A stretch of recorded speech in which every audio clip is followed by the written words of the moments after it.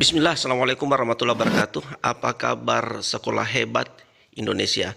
Alhamdulillah, mari kita segera menyiapkan sekolah kita dengan persiapan-persiapan tes skolastik untuk persiapan masuk perguruan tinggi. Berikut ada tokoh pengamat pendidikan yang akan menyampaikan hal ini dalam webinar persiapan masuk perguruan tinggi negeri yang dilaksanakan oleh Kementerian. Mari Bapak Ibu tetap semangat membina anak didik menjadi kita. pengamat pendidikan. Pak Abdul Hakim, kami persilakan. Ya, terima kasih Mas Oki. Jadi kita harus berangkat dari realitas dunia pendidikan di Indonesia ya. Berbagai studi empiris menunjukkan bahwa masih ada kesenjangan kualitas pendidikan antar sekolah menengah di Indonesia, antara mereka yang di desa, kota, kemudian Jawa, luar Jawa, dan seterusnya. Nah, ini menjadi problem ketika kita menggunakan tes terstandar. Nah, di dalam tes standar di tahun-tahun sebelumnya, kita selalu menggunakan dua materi uji ya. Yang pertama adalah tes potensi skolastik yang mengukur wadah atau bakat skolastik dari calon mahasiswa. Kemudian yang kedua adalah tes kompetensi akademik yang mengukur kemampuan di mata pelajaran pokok. Nah, berbagai studi empiris menunjukkan bahwa karakteristik dua tes ini berbeda. Tes kompetensi akademik yang berisi materi pelajaran itu relatif bisa di-training dengan cepat.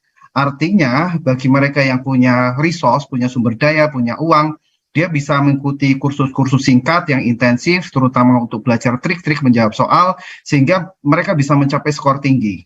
Nah, itu berbeda dengan TPS. TPS ini ibaratnya adalah wadah. Jadi yang diukur di TPS adalah seberapa besar sih wadah calon mahasiswa ini untuk belajar hal-hal baru di masa depan. Nah, TPS ini sesuatu yang berkembang dalam waktu lama, tidak bisa di-training hanya dalam 1 bulan, 2 bulan, dan seterusnya. Jadi perkembangan skor TPS itu seiring dengan perkembangan kognitif siswa.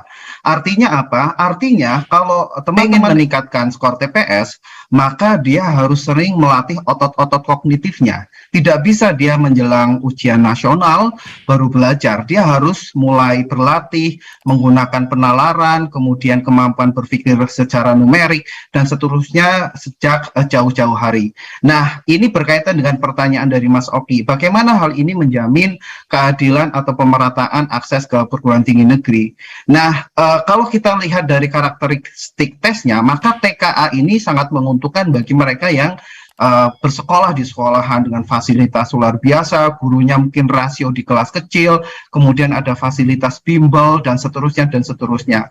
Artinya apa? Artinya skor TKA ini sangat berkorelasi dengan kemampuan sosial ekonomi siswa gitu. Berkebalikan dengan TPS. Kebetulan saya pernah melakukan simulasi dengan data sekitar 641 sekolah di Indonesia dan menemukan bahwa TPS itu relatif robust, alias tidak ada perbedaan signifikan antar sekolah. Balik lagi, entah itu di desa, kota, MA, MK, SMA, pesantren, Jawa, luar Jawa, itu tidak ada perbedaan signifikan. Sehingga apa? Sehingga TPS ini memberikan kesempatan yang sama untuk semua siswa. Itu poin pertama. Poin yang kedua, karena TPS ini sangat bergantung pada perkembangan kognitif siswa, maka TPS ini berpotensi menjaring mutiara-mutiara terpendam. Kita tahu dengan kondisi pendidikan sekarang, banyak anak-anak brilian yang mungkin kurang beruntung, akhirnya sekolah dengan fasilitas seadanya. Dan itu fakta yang tidak bisa kita ingkari begitu. Nah, dengan TPS, kita bisa menjaring orang-orang tersebut sehingga mereka bisa menikmati pendidikan tinggi di jurusan yang dia inginkan. Seperti itu. Jadi menurut saya, jaminan pemerataannya itu terletak pada kemampuan TPS ini untuk menjaring siswa terlepas dari kondisi sosial ekonomi. Gitu Mas, Oke, untuk awalan. Ya, menarik sekali Pak Abdul Hakim terkait dengan tes bakat skolastik. Nanti di segmen kedua kita bisa lebih elaborasi lebih detail lagi Pak. Tapi sebelum ke Pak Ari dan Bu Astuti, selain TBS gitu Pak, apa aja sih poin penting dari transformasi yang menurut Pak Hakim nih sebagai dosen yang bisa membangkitkan semangat belajar siswa juga Pak?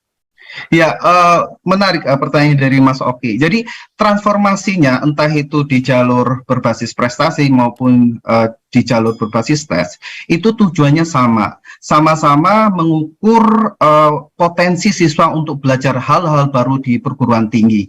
Jadi berbeda dengan tahun kemarin misalnya di seleksi berbasis rapor, yang menjadi poin utama adalah mata pelajaran pokok yang sekarang skor yang dipertimbangkan adalah keseluruhan prestasi siswa 5 semester ke belakang.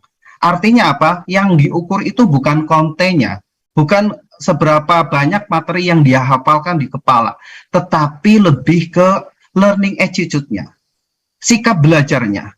Nah, bayangkan seorang siswa yang mampu menjaga performanya selama 2 tahun setengah, berhasil mendapatkan prestasi nilai tinggi di semua mata pelajaran selama 5 semester. Artinya apa?